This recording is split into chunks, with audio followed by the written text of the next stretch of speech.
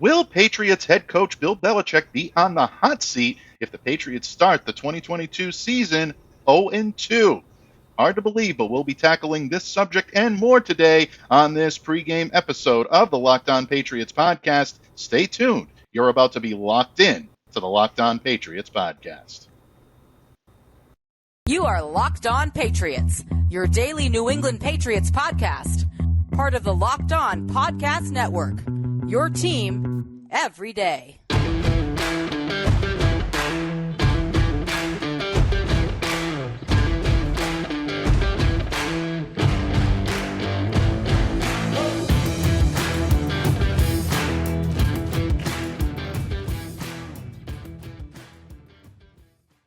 Hello to all of you Foxborough faithful, and thank you once again for making Locked On Patriots a daily part of your New England Patriots coverage and also your first listen every day. Remember, Locked On Patriots, free and available on all platforms, so download, subscribe, follow wherever you get your audio podcasts, and of course, please smash that subscribe button to YouTube. Today's episode, folks, is brought to you by BetOnline. BetOnline has you covered this season with more props, more odds, and more lines than ever before. BetOnline, where the game starts. Pats fans, the New England Patriots are readying themselves for a 1 p.m. kickoff time at Acrisure Stadium. You know it a little bit better as Heinz Field, but they will be in Pittsburgh, the Steel City, to take on the Pittsburgh Steelers at 1 p.m. on Sunday, September 18th in Pittsburgh. It will definitely be the Patriots' second attempt to get into the win column in 2022. And that was not an easy task on Sunday, but unfortunately this week they now face an 0-1 deficit. But is their head coach facing a hot seat if they don't get the job done on Sunday? Well, that's just one of the questions that I brought our illustrious guest here to answer today. You know her great work from several platforms, too many for me to mention here. She does amazing work for FS1 and also the Almost Shameless Podcast, which is one of the best listens anywhere in sports media. She is my good friend, Tanya Ray Fox, joins me here today. Tanya, welcome back to the pod. It's been way too long since we've done Fox on Friday. I know, I'm so excited. Our first 2022 season, official season podcast. It's a very big deal. I'm excited that we're getting it, kicking it off week one, right when everyone's in prime overreaction mode. We have no idea what's going on. Now's the time to really get wild with it. So I'm excited to be on with you. Absolutely. And wild, I think, is the operative word here for the New England Patriots, because after an 0-1 start, a 20-7 loss to the Miami Dolphins, you have a lot of the fan base that's feeling extremely squeamish right now. If the Patriots start in an 0-2 hole going back for their home opener against the Ravens next week, what does that mean for the season? 0-2 holes are very difficult for teams to come out of. The Patriots have done it before, but it's not easy to be able to mount a playoff run when you give yourself an 0-2 deficit. And, of course, the Steelers are coming off of a victory that a lot of people didn't see them getting last week. Tanya, before we get into the nuts and bolts of what it may take for the Patriots to come out on top in the Steel City on Sunday, a lot of the narrative that's going around Boston, that's going around New England, really is going around national NFL media right now, is the status of head coach Bill Belichick. And I know that sounds blasphemous here on Locked On Patriots to even think about the fact that Belichick might be on a coaching hot seat. I happen to think it's a lot of much ado about nothing myself. I don't think Belichick's job is in jeopardy, win, lose, or draw on Sunday, but there are a lot. We've even seen former NFL players like LaShawn McCoy, who, by the way, has never played for Bill Belichick, but all of a sudden he becomes an expert on Belichick's coaching prowess. People are trying to fan the flames of maybe some tension between he and Robert Kraft regarding the Kendrick Bourne situation. When you look at this from an outside perspective, because you're a New Englander at heart and you're always going to be, but you're dialed in and tapped into the national market the way we're not here in New England.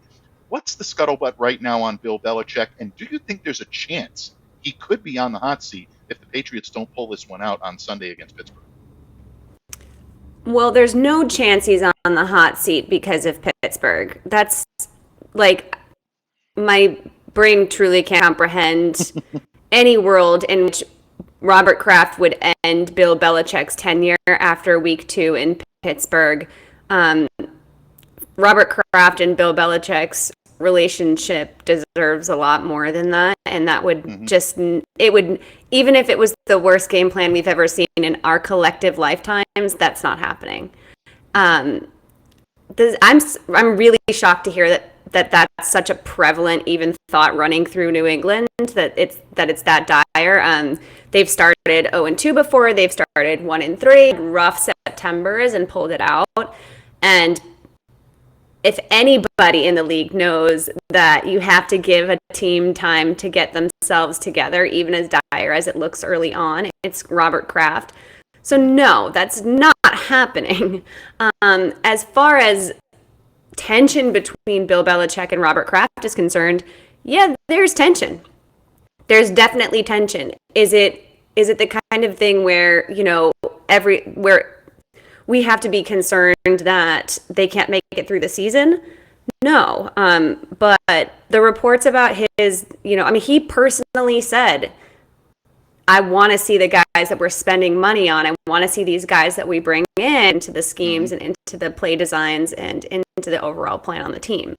So any owner who says that and then sees Kendrick Bourne sitting on the sideline for most of the game is going to be a little perturbed. Whether he has the right to be or not, that's ownership when you care about a team. And Robert Kraft cares immensely about the Patriots.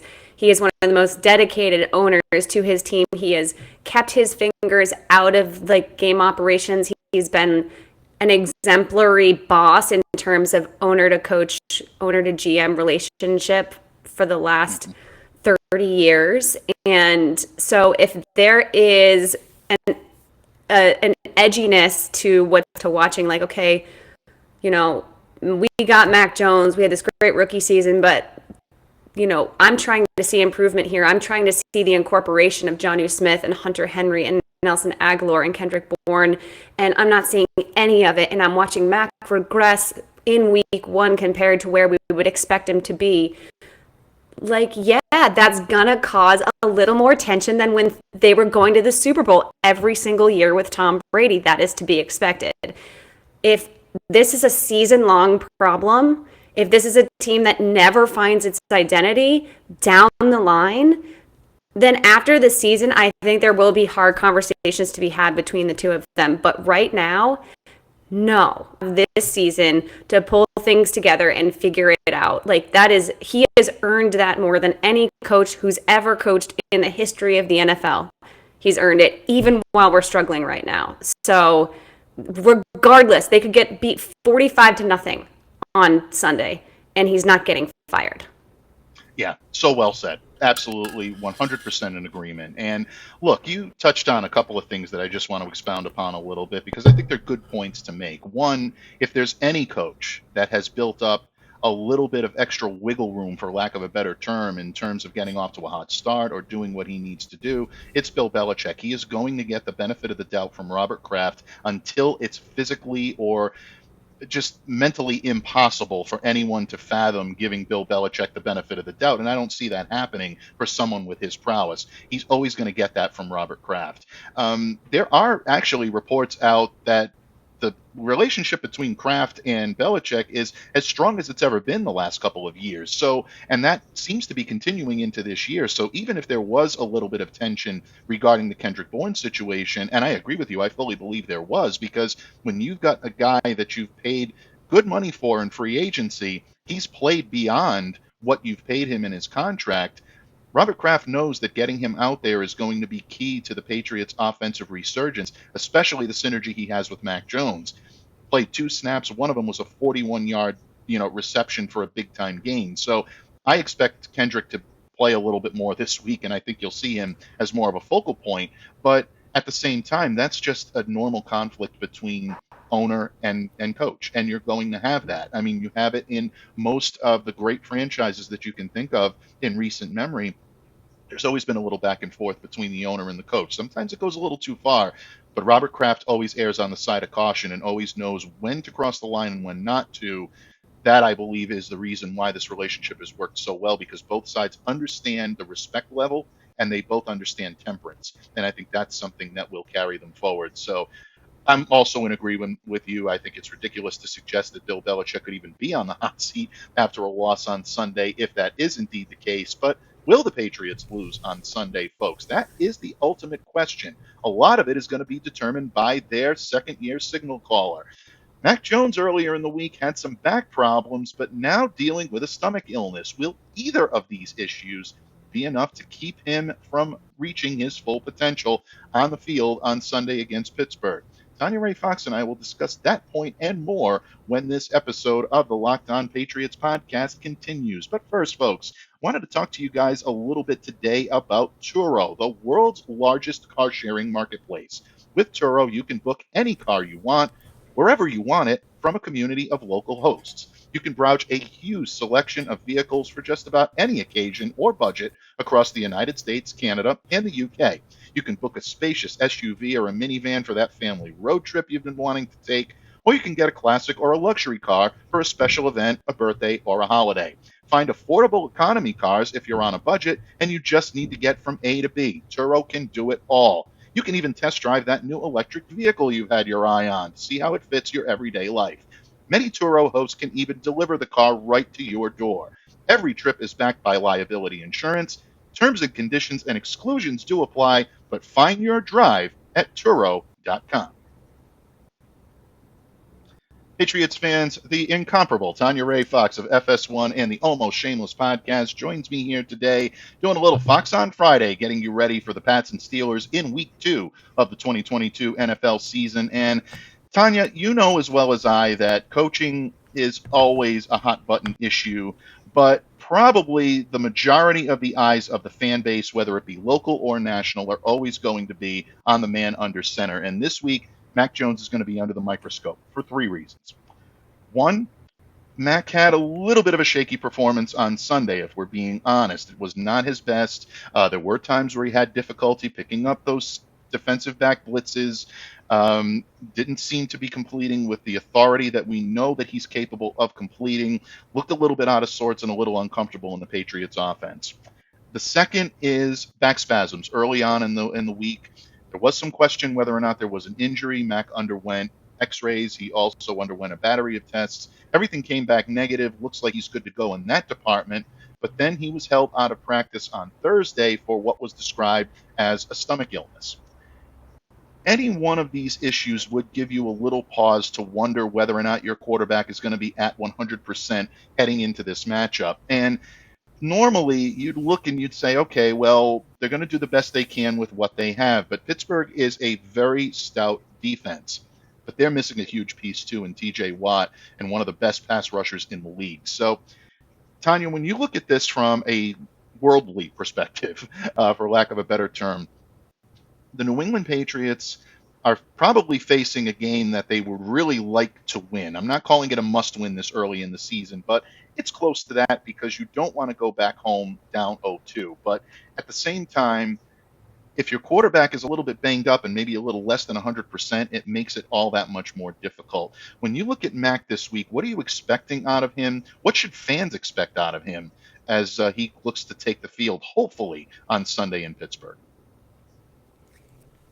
Well, there's some good news and some bad news on the Mac Jones, front when it comes to a Steelers matchup, right? Which is I'll just start with the bad news. The bad news is that what the Steelers defense last week had much less to do with TJ Watt than people would want to believe.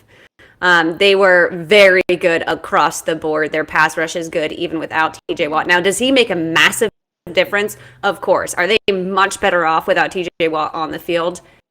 Absolutely. No question about it. But once again, they're going up against a defense that has Brian Flores on the other sideline, who knows very, very well how to scheme against Belichick, really beat him up when he was the head coach of the Dolphins.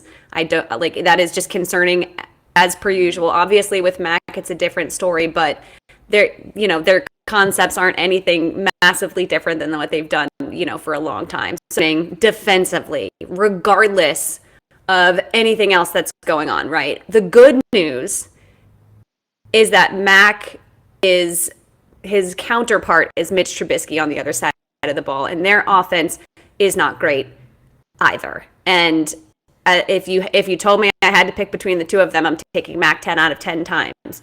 So even with any potential illnesses or whatever, Mac is a better, more reliable guy under center than the Steelers have on the other side of the ball. Now, regardless of what's going on with his back or sickness, like, it's clear he's a little beat up, and like taking that kind of loss once again to Miami, once again, mental hurdle to overcome. He has to be able to overcome it and go down to Heinz Field, where the Patriots have always dominated. I know it's not called that anymore, but I will never call it Acrisure, whatever. Heinz Field, and dominate it. You know, like, this is a place where the Patriots historically play really well against all odds and with real no explanation. But the protection has to be there. And this is a pass rush that gave Joe Burrow absolute fits. I mean, he looked all over the place. He was not himself. So if he can do that to Joe Burrow, he can do that to Mac, who actually isn't. He's much more similar to Joe Burrow than people realize. Like, you know, neither of them have the craziest great wide receivers that I think we would love to watch Mac play with. But there's similar problems. He's had similar protection problems. I said in a podcast preseason that this offensive line and the way that they have it structured, and the way it's like they've moved pieces around from last season, guys who weren't starting, who are now starting at different positions. I don't know that I've seen the offensive line in disarray in the 20 years that I've been watching, like, Bill Belichick on the Patriots. 20 plus years. I've never seen it this sort of like mixed up, and maybe there was 1 or 2 years in there where Brady made up for a lackluster offensive line, but they've got to get it figured out. And Agreed. the times where Mac had no idea that he wasn't covered and he took those sacks, and it's just like, that's the communication stuff that freaks me out. So in order for Mac to, like, let's say he isn't feeling 100%. Let's say he's feeling 85% coming into this game. That's not great, right? We don't want to get him leveling off anywhere toward Mitch Trubisky's performance level. We wanted him to stay ahead of where Mitch is at, because this is going to be a battle of, like, who can score, like, the first 7 points. I really feel like this game is going to be like, who scores the first 7 to 10 points, because they're going to probably win the game. So Mac, what he has that Mitch doesn't is he is a very good game manager. So whether they have to run the ball more, whether they have to start executing those intermediate passes in downfield and getting 1 or 2 balls downfield to open things up, whatever it is, I believe Mac is capable of managing that game to the point where they can pull out a win. It's just, you know, getting him the protection and game planning around wherever he is at physically. That's obviously a concern considering what we've seen from the offensive coordinating. But Mac is a true and, you know, tried and true game manager at the end of the day. That is not an insult. It is a compliment. And the good thing about a game manager is when they don't feel well or they're hurt, they can still win you a game. Absolutely. And I think that's exactly how Mac Jones needs to approach this, because if he is going to be somewhat compromised, and we don't know the extent to which his back is still hurting him, you can still feel pain with an injury and have all tests and x-rays come back clear. It just means that maybe there's a strain, soft tissue, things of that nature that need to do their share of healing. So maybe he might be a little compromised, or maybe he is coming in feeling pretty good from his back. We all have been in a situation where we've had stomach issues and tried to power through it, and that's not the easiest thing in the world to do. I understand athletes are supposed to do it because of the nature of their job and the nature of what they do, but it can hinder you a little bit. So all definitely valid concerns. I'm glad you mentioned Watt, because a lot of what I've been seeing, and mea culpa on this as well, sometimes you buy into it, that you look at what TJ Watt did to make Joe Burrow uncomfortable last Sunday, and you say, wow, okay, you know, Patriots really dodged a bullet here. They don't have to deal with that. But they still have guys, meaning Pittsburgh, have guys like Alex Highsmith and Malik Reed, who aren't necessarily TJ Watt, but they're very competent defenders and guys that can really make things difficult in the passing game and even in the run game. So Pittsburgh still has a great deal of firepower on the defensive side of the ball. Another thing that worries me is the fact that without Watt, they may look to bring extra safeties up. And Brian Flores liked to do that here in New England, and I can definitely see them doing that in Pittsburgh, because you've got a couple of good guys that can draw beads on the football. Minka Fitzpatrick for one, Terrell Edmonds on the other, that can come up and play the hybrid roles and even play up toward the linebacker position. So if that's the case, you're looking at strategically placed blitzes from the second and third level of the defense. And I sound like a broken record here, folks, but it's always going to be a concern of mine until the Patriots and Mac Jones show that they can defend adequately against it. He needs the protection on both sides, on the ends of that offensive line, which means big games from Trent Brown and Isaiah Wynn. Believe it or not, Wynn actually had a pretty decent game last week. Trent Brown, not so much. He says he's back on on track to get the ship righted as well. So if the Patriots can get the protection from the O-line, it's so important this week because of Mac Jones's health or maybe lack thereof. They need to step it up, and that's something that I think could be the key to the game this weekend. Yeah, there's something about, I really need to see them use the tight ends and the running backs more effectively against the Steelers. Like, you're going to play this defensively, pretty elite team. Even without TJ Watt, they're really structured. This is their defensive dynasty. The Steelers are always good on that side of the ball. So, like, I don't care. I know we're talking about Kendrick Bourne and getting him more involved. And I think every single time you're using all of your personnel, you're able to, broaden the opportunities that you have to make plays. There's only this team is a team. Mac requires 3 downs to get 10 yards very often. Like, you're going through those play calls really quickly. There's only so many first down calls, second down calls, third down calls on a play sheet, and then you're going through them over and over and over again because it's taking you 3 downs every single possession to try to move. You're moving the ball 10 minutes, taking you 3-4 tries, and so they need to. Knowing that that's where they're at this point, especially against another really good defense. I mean, this is a better defense than they faced last week. Like, this is now your opportunity to, whatever it is. I'm not going to tell them how to call I'm not an offensive coordinator. You've got 2 tight ends who can make plays. Hunter Henry is a great pass catcher. You've got Nelson Aguilar, who's proved many more times than people realize that he just send him down. Just send him. Just send him. And and they're not. Jacoby Myers is the most reliable guy on the offense in terms of pass catching. They got him out there. Kendrick Bourne, we know he has a great relationship with him. We saw it last year. And then the running backs, who really never got a chance to get anything going last week on a regular. It looked like Damian Harris was going to have a good game. Like, he was going to get a little bit of a rhythm, and they went away from it. So if you're going to take 3 downs every single time to get those 10 yards and convert, you have to start diversifying what you're doing out there, because the Steelers defense will catch on to what you're doing within a half of a quarter. And so that's really all I need to see. The Patriots defense really impressed me last week despite the loss. Obviously, there was that one broken play at the end of the half, and everything else looked pretty good, all things considered. Tua was not great, but he's better than Mitch. I truly think that the Patriots defense can hang. It's just about seeing some sort of progression from the offensive play calling and the headset on Matt Patricia, and what they're able to pull out of the. I guess what I really want to see is, like, hey, we have all these players on our offense, and we're going to use them. I know it sounds so, and it's not great analysis, but that's all they need to do to give me some sense, even if they lose the game, to give me some sense that they are trending in a direction of an offense that can look a little bit more complex and a little bit more diverse.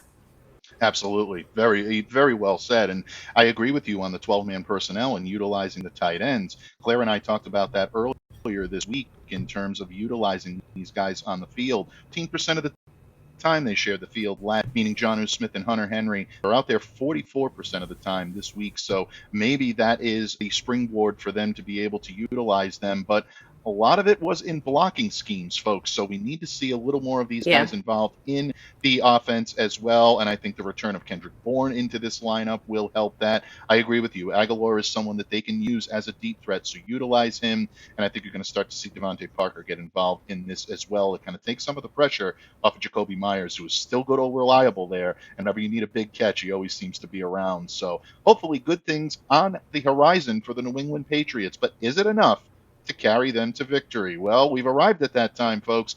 Tanya and I will give our game predictions in just a moment here when this episode of the Locked On Patriots podcast wraps up. But first, folks, maximize your sports fandom with BetOnline.net, your number one source for all of your pro, college football, betting needs, and sports information this season. Find all of the latest football league developments, game matchups, news, and podcasts on BetOnline, your continued source for all of your sports wagering information, including live betting, esports, and scores. They are the fastest and the easiest way to check in on all your favorite sports and events, including Major League Baseball, MMA, boxing, and golf. Head to the website today or use your mobile device to learn more about the trends and the action. BetOnline, where the game starts. Pats fans, as the late, great Gorilla Monsoon once said, the time for the talk is just about over, and we have arrived at prediction time here on Locked On Patriots heading into Week 2. The incomparable Tanya Ray Fox has graced us with her presence today. Always great work and always an enjoyable listen and read wherever she does work for FS1 and the Almost Shameless Podcast. Tanya, we've talked about Bill Belichick. We've talked about Mac Jones, a lot of the hard-hitting issues. Bottom line, the Patriots want to escape with a win from Pittsburgh. There's no question about it. They'd like to do it in convincing fashion, but I think at this point, they'll take pretty much any W they can get. The bottom line is, can they do it? Your game prediction this weekend, do the Patriots right the ship, or is this one going to be tougher than Pats fans are anticipating?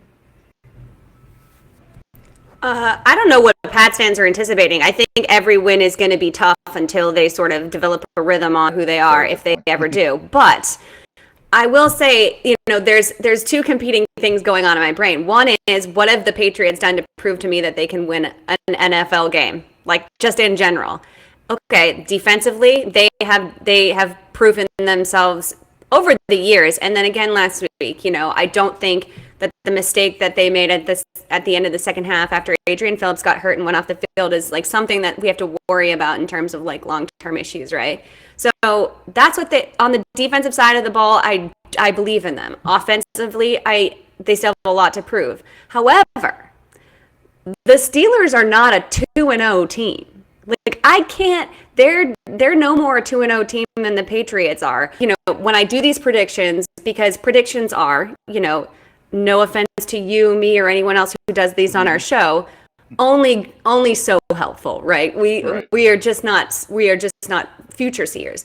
So when I do a prediction, I say, all right, are the Patriots an 0-2 team, and or are the Steelers a 2-0 team? Do I think the Patriots could be 0-2? Easily. Absolutely. That's not a crazy thing to think. Do I think the Steelers are a 2-0 team, especially, like after seeing sort of how messy and ridiculous that game was last week and considering how limited Mitch Trubisky really looked? Right. I don't think they're 2-0. So, okay, now could they both be 1-1 teams? Okay, that's all right. That's starting to feel a little bit more in the lane of where we want to be. So, based on the fact that they're pretty evenly matched in terms of the defense being able to handle the opposing quarterback, I think the Patriots can eke out a win. I think it's not going to be a pretty game. I think you're going to see the Patriots and the Steelers struggling through trying to figure out how to make some limitations work for their quarterbacks. But if I'm going to break it down to the most basic level, I think these are two, sort of teams that are going to be fighting to stay above 500. And so let's kick it off now in week 2. It's their second week on the road. Obviously, there are things working against them. But at the end of the day, every once in a while you get lucky and you play a team that has a worse quarterback And that is something you have to take advantage of. You have to take advantage of it. You know, obviously Tua, to me, in my mind, is also a worse quarterback than Mac, but that's the Dolphins.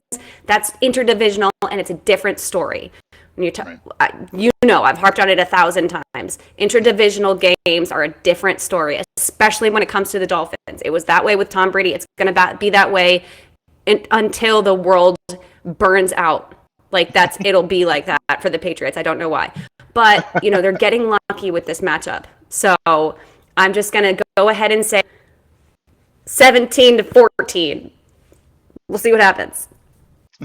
I think from your lips to God's ears, when it comes to the New England Patriots fandom right now, they're definitely hoping that is the case. And look, I kind of tipped my hand earlier this week when I spoke with my good friend Christopher Carter, the host of Locked On Steelers here on the crossover on Thursday. I am once again going with the Patriots as well. I picked against them last week, and I think if I pick against them 2 weeks in a row, the fan base is definitely going to be out with the pitchforks for me. But I truly believe they will right the ship for the reasons that you stated.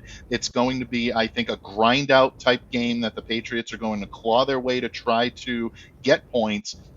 I made my prediction thinking that Mac would be fully healthy. I still stand by it. I picked a final score of 24-17, but it wouldn't shock me to see it a little bit closer than that, but I still think the Patriots have enough to get the job done on Sunday. So hopefully we'll be regrouping the next time we talk here, Tanya, on Locked On Patriots, and we'll be talking about how we were right in this prediction, and maybe we'll have another one in store for our listeners. But in the meantime, I want to thank you very, very much for joining me here today on this weekend episode of the Locked On Patriots podcast and for providing your great wisdom and counsel as you always do.